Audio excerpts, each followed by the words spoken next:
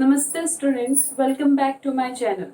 Students, in this video, we'll introduce a new family of the P block, that is the halogen family. In this video, we'll talk about the general occurrence, electronic configuration, atomic properties and the physical properties of the halogen family. So without any delay, let's get started.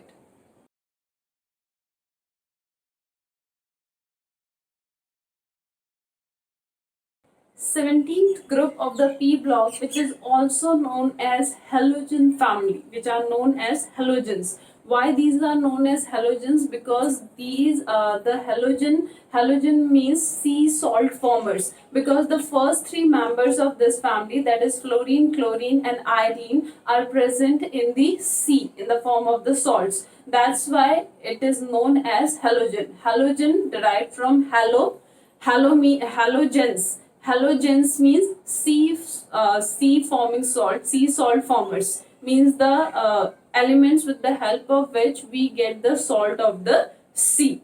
And out of the different members of the halogen family, fluorine is known as superhalogen. We'll study later on that why fluorine is known as halogen. So out of the different members of the halogen family, fluorine is known as superhalogen. So first of all, what are the different members of the halogen family? Fluorine, chlorine, bromine, iodine and astatine.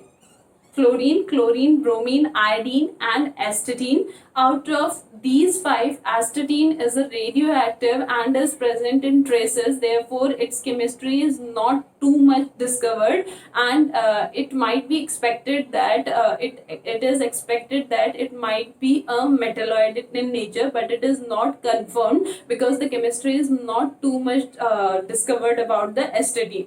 But we have lot of things for fluorine, chlorine, bromine and iodine. So first of all, we'll talk about the occurrence. Now, the fluorine. If we talk about the first member of the halogen family, that is the fluorine. So fluorine is mainly occur as insoluble fluorides. If we talk about fluorine, fluorine is occur mainly as insoluble fluorides, and the principal source, the chief minerals of fluorine are means through which we get a large amount of fluorine from our nature. Those minerals are cryolite, having formula Ne3Al F6,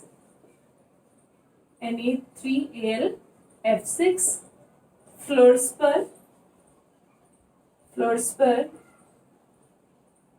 having formula CaF2, fluorspar, and fluoroapatite, which we have studied in the nitrogen family,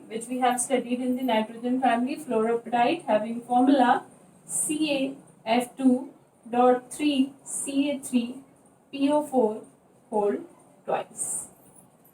So fluorine is occur as insoluble fluorides, and the principal minerals of the fluorine are cryolite, fluorspar and fluoroapatite. And we also get little amount of fluoride in bones and teeth of the animals also. So from these minerals and other substance we get fluorine. If we talk about chlorine, so the principal source of chlorine, is seawater, salt wells and salt beds. These three are the principal source of the chlorine, and in salt bed the chlorine is present either in the form of sodium chloride, or in the form of calcium chloride, or in the form of carnallite, Now, if we write the formula of the carnallite is KCl dot MgCl2 dot 6H2O. So this is the formula of the carbonylite. So the main source of chlorine is seawater, salt wells and salt beds. In salt beds we get chlorine either in the form of sodium chloride or calcium chloride or carbonylite. Now next we will talk about the bromine. So the principal source of bromine is seawater and salt lakes, in the form of bromides of alkali and alkaline earth metal. Like KBr, NABr, MgBr2. So the principal source of bromine is seawater and salt lakes, and in seawater and salt lake bromine occur in the form of bromides of alkali metals and alkaline earth metals. Now if I talk about iodine, we get iodine occur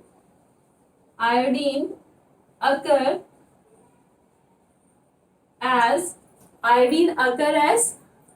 first in seaweeds as iodide of alkali metal. We get iodine in seaweeds as a iodide of alkali metal and chelate. So chelate is basically sodium nitrate containing 0.2% iodine by mass. 0.2% iodine by mass. So this is all about the general occurrence of the halogen family members, mean general occurrence of the fluorine, chlorine, bromine and iodine. And out of these four halogen, the chlorine is the most abundant halogen. This is the most abundant halogen. So this is all about the occurrence. Now we will write the electronic configuration of the fluorine, chlorine, bromine and iodine, and with the electronic configuration we will start the atomic properties of the halogen family. So with the help of the electronic configuration of fluorine, we can write the electronic configuration of all other members. First of all, we will write the name of different members: fluorine, chlorine, bromine, iodine and acetate. Now, fluorine configuration, we all know that it is helium 2s2 2p5. Now, after helium, we have neon. So, we will write neon 3s2 3p5, because after second shell, we are moving down the group. So, after second shell, we have third shell. Then helium, neon, argon. But in 3p we have 3d also. So here we will fill 3d. Then we will jump to 4s and 4p. After argon we have krypton. Now in 4p we have 4d also. So first we will fill 4d. Then we will jump to 5s and 5p. After krypton we have xenon, and in 4d, in fourth shell, look, in second shell we have only S and P subshell, these are filled. In third we have sp and d, all three are filled. In fourth we have sp, d and f, so we have to fill f also. So we will fill 4f 14, 5d 10, 6s 2 and 6p 5. So in this way, with the help of the fluorine, we can write the electronic configuration of the other members. Now we will study the atomic properties of halogen family. So the first atomic property which we'll study, that is the atomic radii. That is the atomic radii. Now, in our 11th class also, we have studied that when we move left to right in a period, due to the increase in the nuclear force of the attraction, the atomic size decreases because the shell remains same but nuclear force of attraction increases. So due to these two factors, the atomic size decreases. And if we talk about the next family, that is the noble gas family. So in noble gas family, we'll calculate van der Waals radii instead of the covalent radii, which is greater than the covalent radii. So whenever we move left to right in our period, atomic radii decreases till halogen. Therefore, halogen has the smallest radii in their respective period. Suppose if I talk about the fluorine, fluorine is present in the second period. So in second period, fluorine has the smallest radii. In third period, chlorine has the smallest radii. But if we jump to next family, that is the noble gas family, in that family the radii is covalent radii, which is van der Waals radii, which is other than the covalent radii. So in that case, our radii becomes greater than that of the halogen. So as we move left to right in our period, atomic radii decreases. But as we move from halogen to noble gas, atomic radii increases due to the calculation of the van der Waals radii. And because of this reason, halogens have the smallest radii in their respective period. Smallest radii in their respective period. And as we move down the group from top to bottom, atomic radii increases due to the increase in the number of the shells. Second is ionization enthalpy. Second atomic property is ionization enthalpy.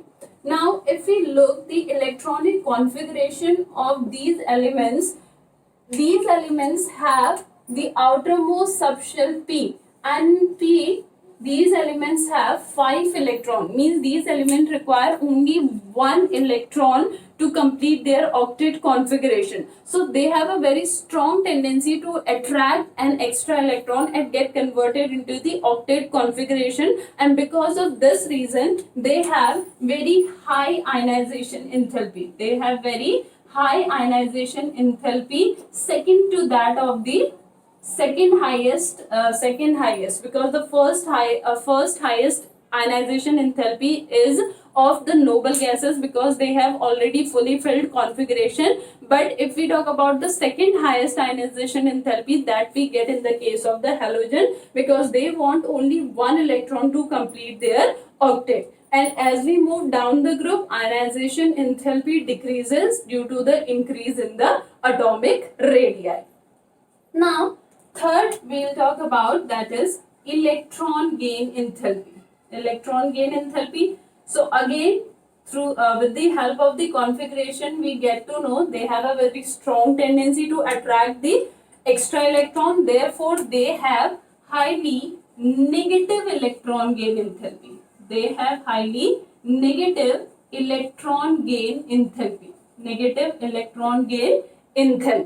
And as we move down the group, the electron gain enthalpy becomes less and less negative.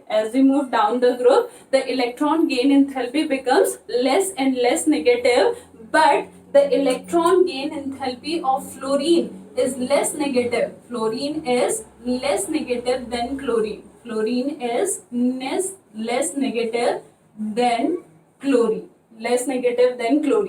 Clear? What is electron gain enthalpy? Electron gain enthalpy is the amount of the energy released, which when an extra electron is added in an atom to convert it into isolated gaseous anion.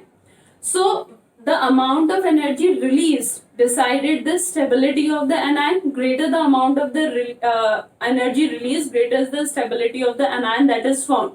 So These halogens release a large amount of energy because they require only one electron, and as soon as they take one electron, they get converted into stable noble gas configuration. But as we move down the group, what happened? Size increases. Due to the increase in the size, what happened? Effective nuclear charge decreases, as a result of which tendency to gain electron decreases. Therefore, electron gain enthalpy becomes less and less negative. But the electron gain enthalpy of chlorine is more negative than that of the fluorine. This is due to the size of the fluorine. In fluorine, the last electron we have to add in 2p5. Whereas in chlorine, the last electron we have to add in 3p5. Means we have like this. This is our nucleus, this is first shell, and this is second shell. So this is the second shell, and this one is the third shell.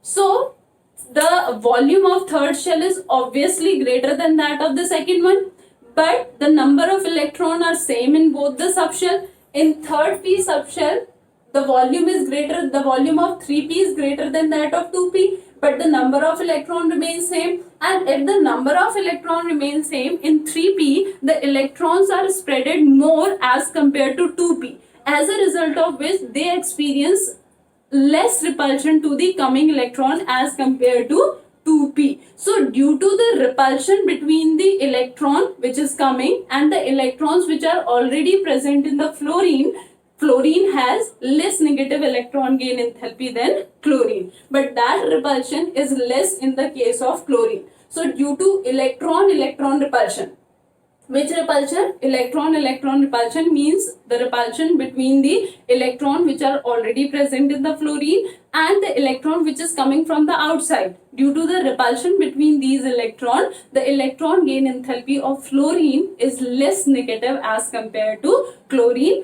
Otherwise, as we move from chlorine to astatine, the electron gain enthalpy becomes less and less negative. Next, fourth property is electronegativity. Now, what is electronegativity? Electronegativity is the tendency to attract the shared pair of the electrons, and because of their affinity towards the electron, they have a very strong tendency to attract the shared pair of electron towards itself, because first thing, they have a very strong affinity towards the electron, and second thing, they have the smallest atomic radii in their respective period. So because of these two factors, they have a strong tendency to attract the shared pair of electron towards itself. Therefore, they are highly electronegative element, and fluorine is the most electronegative element in our periodic table, whose electronegativity is 4.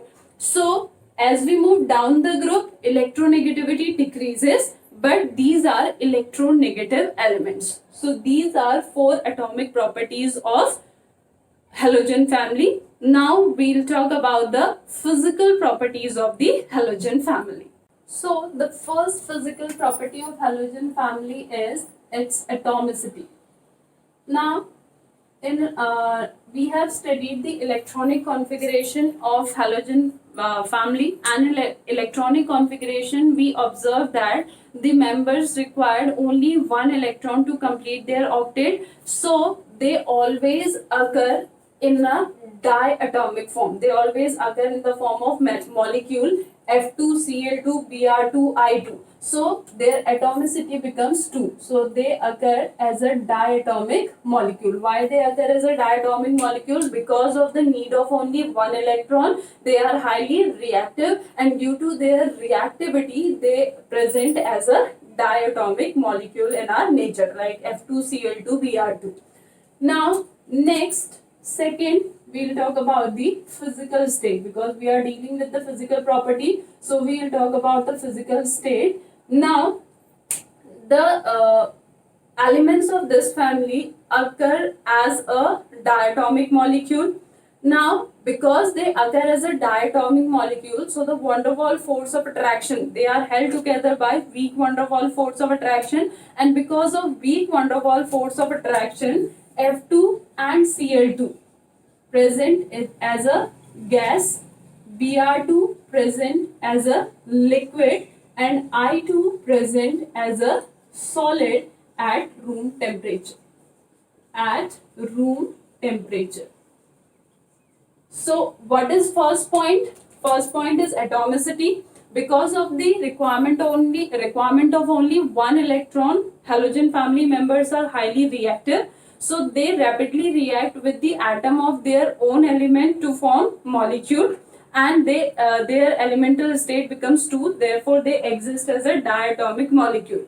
Since they exist as a diatomic molecule, they are held together by weak van der Waals force of attraction, and we know that van der Waals force of attraction increases with increase in the molecular mass. So as we move from F2 to I2, molecular mass increases, and hence van der Waals force of attraction increases, as a result of which their state changes from gases to solid. That's why F2 and Cl2 exist as a gas, Br2 exists as a liquid, and I2 exists as a gas at room temperature.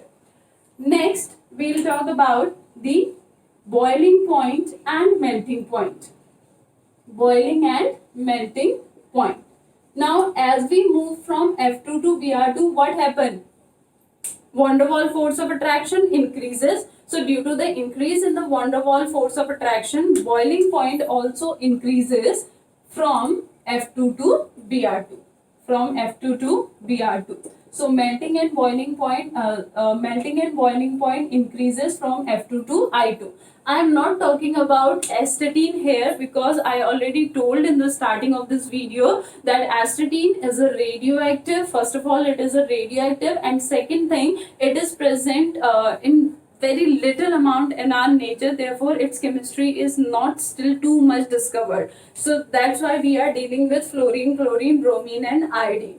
So because of the increase in the van der Waals force of attraction, the melting and boiling point increases from F2 to I2. Now, next, fourth, we will talk about the solubility.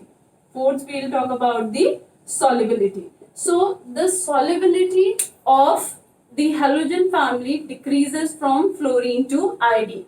Fluorine and chlorine, they react with the water. But bromine and iodine are sparingly soluble in the water. So, fluorine and chlorine, they react with water. They react with water, while bromine and iodine are sparingly soluble in water. Sparingly soluble in water. So this is about the solubility of the halogen family. They are sparingly soluble in water, but they are highly soluble in the organic solvent. Bromine and iodine, they are sparingly soluble in water, but they are highly soluble in the organic solvent. Next, fifth, we will talk about the nature of bond. So, the members of the halogen family form covalent bond as well as the ionic bond. When they react with highly reactive metals, they form ionic bond. But when they react with the low reactive metals, they form covalent bond. But we know that as we move fluorine to iodine, what happens? Electronegativity decreases, and due to the decrease in the electronegativity, tendency to form ionic bond decreases and tendency to form covalent bond increases. So as we move from F2 to I2,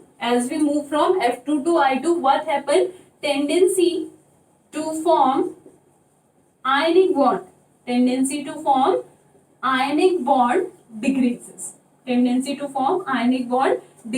Due to the decrease in the electron gain electronegativity, and also the electron gain enthalpy becomes less and less negative. Means if we compare fluorine and iodine, so out of fluorine and iodine, fluorine has the more tendency to attract the to accept an extra electron, or to attract the shared pair of electron as compared to iodine. So as we move from F2 to I2, tendency to form ionic bond decreases, but tendency to form covalent bond increases.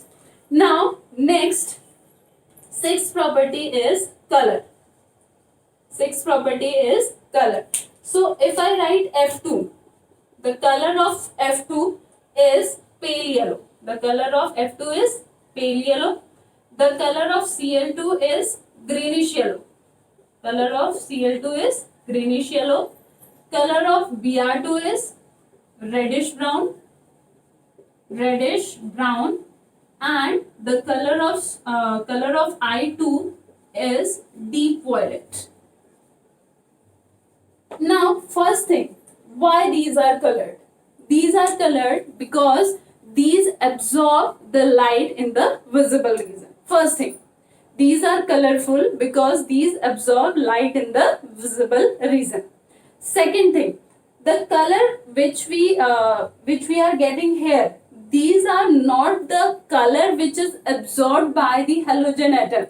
These are the colors which are transmitted by the halogen atoms. So basically, these are the complementary colors. These are the complementary colors. These are the complementary colors. These different halogen atoms absorb certain amount of light of the visible region, and the remaining amount of the light is transmitted, and the light which is transmitted by the halogen atom is observed as a color of that particular halogen atom. So these colors are not due to the light which is absorbed by the halogen atom. These colors are due to the light which is transmitted by the halogen atom. Therefore these colors are known as complementary colors. Now we know that as we move from F2 to I2,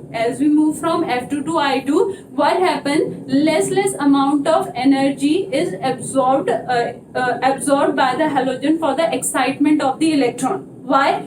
Because in fluorine, the last electron is present in 2p, whereas in iodine, the last electron is present in 6p. So the distance from the nucleus to the 6p is very large, as a result of which we require very less amount of energy to excite the electron from 6p as compared to excite the electron from 2p. We require less amount of energy. So iodine absorbs less amount of energy to excite the electron of the 6p, but fluorine absorbs more amount of energy to excite the electron of the 2p. More the amount of energy released, lesser amount of energy is transmitted, therefore its color becomes pale yellow. Lesser the amount of energy absorbed, more amount of energy is transmitted, therefore the color becomes deep violet. So as we move from F2 to I2, less amount of energy is required to excite the electron, as a result of which molecule absorb lesser amount of energy and more energy radiations are transmitted, as a result of which color becomes deepens. That's why it becomes pale yellow. Then chlorine requires less amount of energy, so it transmits more energy as compared to fluorine, so its color becomes greenish yellow. Now bromine requires less amount of energy than chlorine, so it transmits more amount of energy than chlorine, so its colors becomes reddish brown. And iodine absorbs least amount of the energy, therefore it transmits maximum amount of the energy, therefore its color becomes deep violet. Now seventh property is bond dissociation enthalpy. Seventh property is bond dissociation enthalpy. Now what is bond dissociation enthalpy? The amount of the energy which is required to break the bond is known as bond dissociation enthalpy. So as we move from F2 to I2, due to the increase in the size, bond length increases, and if bond length increases, we require less amount of energy to break the bond. So as we move from fluorine to iodine, what happened? Due to the increase in the size, bond strength decreases and bond dissociation enthalpy also decreases. But the bond dissociation enthalpy of fluorine is less than chlorine and even less than the bromine. It means our order is, if I write the order, then chlorine, bromine, fluorine and iodine. So the bond dissociation enthalpy of fluorine is less than that of the chlorine and the bromine. The reason behind this is the electron repulsion. If I draw the diagram of two fluorine here, fluorine shared one electron, and the 6 electron are present in the form of the lone pair. Now the size of the fluorine is very small, and we have 3 lone pair of electrons here and 3 lone pair of electrons in another fluorine. So because of these lone pair, there is an electron repulsion, due to which this bond is very weak bond, and because of this it breaks easily as compared to the chlorine and the bromine. That's why the bond dissociation enthalpy of fluorine is less than that of the chlorine and even less than that of the bromine. So these are the physical properties of the halogen family. So students, that's all for today. I'll see you in my next video with the chemical properties of the halogen family.